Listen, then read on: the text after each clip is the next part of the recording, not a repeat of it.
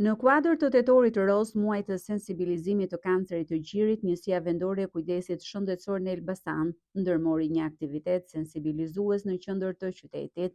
Nën moton çdo ditë vlen, gra dhe vajza të këtij sektori përcollon mesazhe për kujdes dhe diagnostikim të hershëm, si e vetmja mënyrë për ta luftuar kancerin, pasi është një sëmundje e cila ende vijon të marrë jetë njerëzish, ndërsa shpërndan broshura për kalimtarët, ftuan gratë të vlerësojnë jetën. Informimi ndikon dhe ndikon me shumë rëndësi, sepse kemi parë shumë gra që vinë dhe bëjnë ekzaminimet e duhura dhe kemi parë një numër të madh grash që kanë zbuluar këtë sëmundje në fazat e para të saj.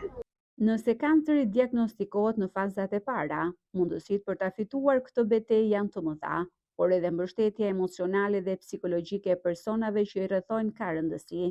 Kam një rast shumë të afërt të shoqën time, motrën time, që para një viti humbi gjoksin, pa ajo e shef jetën shumë bukur dhe vazhdon jetën ta jetoj, se jeta është e shkurtër dhe çdo njeri duhet ta shijojë jetën ashtu si është.